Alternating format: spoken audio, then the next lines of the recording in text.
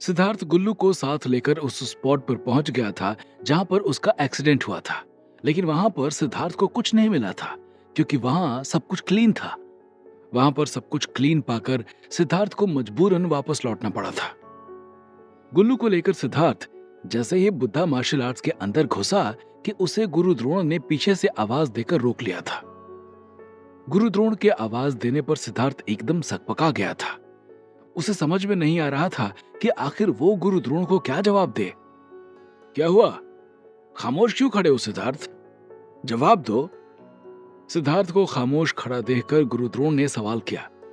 लेकिन इससे पहले कि सिद्धार्थ गुरु द्रोण से कुछ कहता कि इतने में बीरेन शर्मा वहां आ गए और उन्होंने सिद्धार्थ की तरफ देखते हुए कहा, जब मैंने तुमसे कहा था सिद्धार्थ के सामने के गेट से आना, तो तुम पीछे के गेट से क्यों आ रहे हो? बीरेन शर्मा की आवाज सुनकर गुरु द्रोण को जवाब देने जा रहा सिद्धार्थ चुप हो गया था। तुमने इसे कहीं भेजा था बीरेन? बीरेन की बात सुनकर गुरु द्रोण बोले, हाँ ग्रैंड मास्टर, मैंने इसे कहा था कि सुबह थोड़ा टहल ले, जिससे इसके शरीर में ताजी हवा लग जाए और इसका शरीर जल्दी ठीक हो सके। बीरेन शर्मा ने गुरु द्रोण की ओर देखते हुए कहा, अक्सर जब हम किसी से झूठ बोलते हैं तो अपनी आंखें इधर उधर कर लेते हैं, क्योंकि आदमी चाहे जितना मजबूत हो, अगर वो सामने वाले को जानता है और उसकी इज्जत करता है तो वो उसकी आंखों में आंखें डालकर झूठ नहीं बोल सकता। यही हाल बीरेन शर्मा का भी था। उन्होंने सिद्धार्थ को बचाने के चक्कर में गुरु द्रोण से झूठ बोल दिया था कि उन्होंने सिद्धार्थ को टहलने के लिए भेजा था, जबकि असलियत इससे कोसों दूर थी। और गुरु द्रोण ने भी बीरेन के चेहरे को देखकर भांप लिया था कि वो झूठ बोल रहे हैं। ठीक है, लेकिन इससे बोलो ध्यान रखे अपना, यूं दीवार फांद कर आना जाना ठीक नहीं है। गुरु द्रोण ने बीरेन से कहा। ठीक है ग्रैंड मास्टर। बीरेन शर्मा ने गुरु द्रोण को जवाब दिया और उसके बाद सिद्धार्थ को अपने साथ लेकर वहां से चले गए थे। जब बीरेन शर्मा सिद्धार्थ को लेकर वहां से जा रहे थे, तब गुरु द्रोण उन दोनों को जाते हुए देख रहे थे। आखिर तुम ऐसा क्यों कर रहे हो बीरेन? इस लड़के से तुम्हारा क्या वास्ता है जिसके लिए तुम अपना सब कुछ दांव पर लगाने को तैयार हो? ऐसा मत करो, वरना बाद में पछताना पड़ेगा। गुरु द्रोण ने अपने आप से कहा और उसके बाद एक लंबी सांस भरते हुए वहां से चले गए थे। सुबह के करीब 8 बज चुके थे।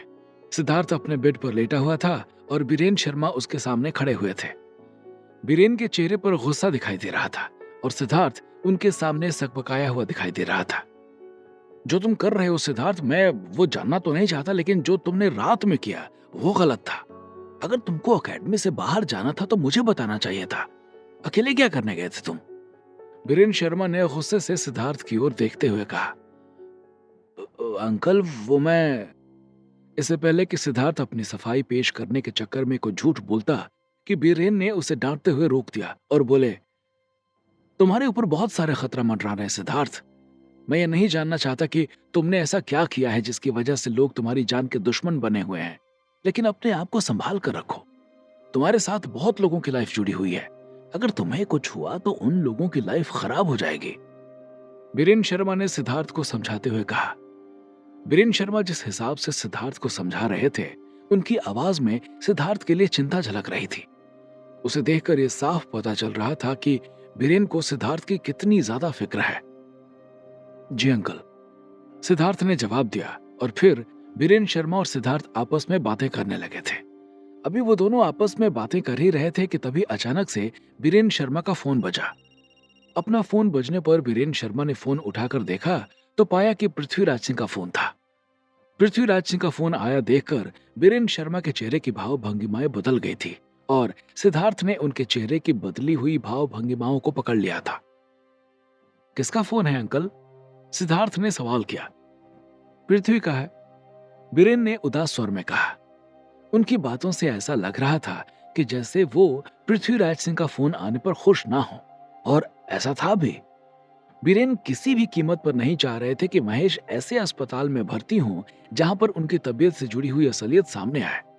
तो उठाइए, सिद्धार्थ ने चहकते हुए कहा और उसके इतना कहने के बाद बीरेन ने खुद फोन ना उठाते हुए फोन सिद्धार्थ को पकड़ा दिया था। बीरेन के फोन देने के बाद सिद्धार्थ ने फोन उठा लिया और बोला, हाँ अंकल। सिद्धार्थ, एयर एम्बुलेंस का इंतजाम हो गया है। मेरे एक दोस्त हैं जो इंडियन एयरफोर्स में थे, वो ही तुम्हारी मदद करेंगे। मैं बीरेन का कांटेक्ट नंबर उनके साथ शेयर कर रहा हूँ, उनसे बात कर लेना और शाम तक राजस्थान आ जाना। और हाँ, रुक्मिणी से भी मैंने बोल दिया है, वो अस्पताल में तुम्हारी मदद करेगी। और दूसरी बात, अपनी अकाउंट डिटेल्स भेज दो, तुमको कुछ पैसे भी भिजवा देता हूँ। पृथ्वीराज सिंह ने सिद्धार्थ से कहा और उनके इतना कहते ही सिद्धार्थ एकदम से खुशी से उछल पड़ा था। Thank you uncle, thank you very much. आप मेरे पिताजी के लिए भगवान बनकर आए हैं। सिद्धार्थ ने पृथ्वीराज सिंह का धन्यवाद करते हुए कहा, बेटा, तुमने जो मेरे लिए और मेरे परिवार के लिए किया है उसके सामने ये कुछ भी नहीं है। आगे से तुम्हें कभी भी किसी भी चीज की जरूरत हो तो शर्माना मत। पृथ्वीराज सिंह ने सिद्धार्थ से कहा और फोन काट दिया था। पृथ्वीराज सिंह का फोन काटने के बाद सिद्धार्थ ने उनके नंबर पर अपने नए नंबर से अपनी माँ का अकाउंट नंबर और बाकी चीजें भेज दी थी। साथ में एक वॉइस नोट्स भी भेज दिया था कि ये उसका नंबर है, और मैसेज तुरंत सीन भी हो गया था और उधर से ओके लिखकर आ गया था। पृथ्वीराज सिंह से मदद मिलने के बाद सिद्धार्थ तो खुशी से उछल पड़ा था, लेकिन बीरेन शर्मा का चेहरा उतर गया था। वो अभी भी नहीं चाह रहे थे कि सिद्धार्थ अपने पिता महेश को लेकर राजस्थान जाए। सिद्धार्थ ये खबर अपनी माँ को देने के लिए चला गया था और बीरेन शर्मा वहीं खड़े रह गए थे। इधर सिद्धार्थ अपनी माँ को खबर देने के लिए चला गया था और उधर दूसरी तरफ अमन एक बेड पर लेटा हुआ था और उसकी आंखें बंद थी। एक डॉक्टर अमन का इलाज कर रहा था और उसके बगल में एक लड़का खड़ा था जो परेशान चेहरे के साथ इधर उधर घूम रहा था। ये लड़का और कोई नहीं बल्कि रिया की कंपनी माइंड ट्री में काम करने वाला रोहन था। रोहन ही वो लड़का था जिसने पहली बार सिद्धार्थ और रिया माथुर की मुलाकात कराई थी। रोहन ही वो लड़का था जिसने रिया माथुर के दादा जगत प्रसाद माथुर के लिए हनी सकल का प्लांट खरीदा था। रात को अमन जब रोहन के घर आया तो वो ये कहते हुए बेहोश हो गया था कि उसके यहाँ आने की बात किसी से कहना नहीं। और उसके बाद रोहन ने अपने एक जान पहचान के डॉक्टर को बुला लिया था और वो अमन का इलाज कर रहे थे। अमन का पेट बहुत बुरी तरह से कटा हुआ था, जिस वजह से डॉक्टर को अमन का पेट सिलने में बहुत मेहनत करनी पड़ रही थी। इनको क्या हुआ डॉक्टर साहब? रोहन ने सवाल किया। इनको किसी ने कैंची मार दी है जिसकी वजह से इनके पेट की कुछ नसें कट गई है, लेकिन घबराने की कोई बात नहीं है, ये खतरे से बाहर है, डॉक्टर ने रोहन के सवाल का जवाब देते हुए कहा। जब डॉक्टर ने रोहन को ये कहा कि अमन नायक खतरे से बाहर है तो रोहन की जान में जान आ गई थी। रोहन माइंड ट्री में काम तो कर रहा था, लेकिन डॉक्टर वर्मा के एक्सीडेंट के बाद उसके पास बहुत ज्यादा काम नहीं बचा था और उसके साथ साथ बजट भी ना होने से प्रोजेक्ट सिद्धार्थ जो था वो भी ठप पड़ने लगा था। रोहन अब ये जानना चाह रहा था कि आखिर में अमन को हुआ क्या है और रिया को किस चीज का खतरा है जिसकी बात अमन रोहन से कर रहा था। इधर रोहन अमन से रिया माथुर के बारे में और उसे चोट लगने के पीछे के कारण के बारे में जानना चाह रहा था, और उधर दूसरी तरफ रिया माथुर अमन नायक को ढूंढने के लिए परेशान हो रही थी। चूंकि डॉक्टर ने यह बताया था कि अमन की तबीयत अभी भी पूरी तरह से सही नहीं है, इसलिए अमन को डॉक्टर की जरूरत होगी। इस वजह से रिया माथुर ने वहां के आसपास के सारे अस्पतालों को चेक कर लिया था, लेकिन अमन का कोई अता पता नहीं था। रिया माथुर के साथ सुयश भी अमन को ढूंढ रहा था, क्योंकि एक बार सिद्धार्थ उनके हाथ से निकल चुका था और जिसके पास सिद्धार्थ की जानकारी थी वो अमन भी गायब हो चुका था। इसलिए सुयश को अपने बॉस की टेंशन थी कि अगर उसने सिद्धार्थ के बारे में जल्द से जल्द जानकारी ना निकाली तो उसका बॉस उसे मार देगा। जब रिया अमन को ढूंढते ढूंढते हार गई तो वो अपने होटल की तरफ चली गई थी। होटल मिडनाइट अभी भी अपनी खूबसूरती के चरम पर था, लेकिन उसमें अब वो बात नहीं रही थी जो पहले हुआ करती थी, और इसके पीछे दो कारण थे। एक तो करणवीर के होटल ईटा शेरटन के बंद होने से रिया के होटल में ज्यादा भीड़ हो गई थी, जिसकी वजह से उसकी क्वालिटी पर असर पड़ गया था। और दूसरी बात, पिछले एक महीने से रिया माथुर का ध्यान सिर्फ और सिर्फ सिद्धार्थ को ढूंढने पर था। इस वजह से भी होटल मिडनाइट धीरे धीरे गिरता जा रहा था। होटल पहुंचने के बाद रिया माथुर ने अपने आप को एक केबिन में बंद कर लिया था और नम आंखों से अपने सामने लगी एक तस्वीर को देखने लगी थी। उस तस्वीर में रिया सिद्धार्थ, अमन और गुल्लू के साथ खड़ी थी। ये तस्वीर पेमा के द्वारा खींची गई थी।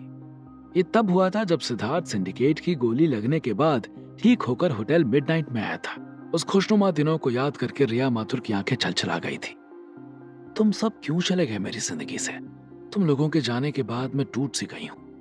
अगर तुम सब मुझे जल्द से जल्द ना मिले तो मैं मर जाऊंगी, रिया ने उस तस्वीर को देखते हुए कहा और फिर अपनी आंखों में आए हुए आंसुओं को पोंछ लिया था। इधर रिया माथुर सिद्धार्थ और अमन को याद करके रो रही थी और उधर दूसरी तरफ सिद्धार्थ राजस्थान निकलने की तैयारी करने लगा था। उसने अपनी माँ को सामान पैक करने के लिए कह दिया था ताकि जैसे ही एयर एम्बुलेंस की व्यवस्था हो तो वो लोग राजस्थान निकल जाएं। सिद्धार्थ अभी अपना सामान पैक कर ही रहा था कि तभी उसकी माँ निर्मला वहां आ गई थी। सिद्धार्थ ने अभी तक उनको नहीं बताया था कि वो लोग राजस्थान जा रहे हैं। क्या हुआ सिद्धार्थ, कहाँ जा रहे हो तुम? निर्मला ने सिद्धार्थ को देखते हुए सवाल किया। सिर्फ मैं नहीं माँ, आप और पिताजी भी मेरे साथ चल रहे हो, सिद्धार्थ ने खुश होते हुए कहा। कहाँ? सिद्धार्थ की बात सुनकर निर्मला ने सवाल किया। कहीं जाने की बात सुनकर निर्मला के चेहरे पर थोड़ी खुशी छा गई थी। जयपुर, मैं पिताजी को जयपुर लेकर चल रहा हूँ और अब उनका आगे का इलाज वहीं होगा, सिद्धार्थ ने निर्मला की ओर देखते हुए कहा। और जैसे ही सिद्धार्थ ने जयपुर का नाम लिया कि निर्मला के चेहरे पर छाई हुई खुशी गायब हो गई थी। नहीं, तुम्हारे पिताजी और मैं कहीं नहीं जा रहे हैं और न ही तुम जयपुर जा सकते हो, निर्मला ने सिद्धार्थ की ओर देखते हुए कहा। और जैसे ही निर्मला ने सिद्धार्थ को मना किया कि सिद्धार्थ बहुत बुरी तरह चौंक गया था। उसे समझ में नहीं आ रहा था कि उसकी माँ ने जयपुर जाने से मना क्यों कर दिया था। सिद्धार्थ तो क्या, गुल्लू को भी ये बात समझ में नहीं आ रही थी कि आखिर निर्मला ने अचानक से जयपुर जाने से मना क्यों कर दिया था, और वो भी सिद्धार्थ की तरह क्लूलेस हो चुका था। आखिर क्या था निर्मला के सिद्धार्थ के साथ राजस्थान जाने से मना करने के पीछे का राज? क्या इसके पीछे छुपा हुआ है कोई बड़ा सच? क्या होंगे इन सभी सवालों के जवाब? हमें कमेंट करके जरूर बताएं। और आगे की कहानी जानने के लिए सुनते रहिए भूमिपुत्र, सिर्फ पॉकेट एफएम पर।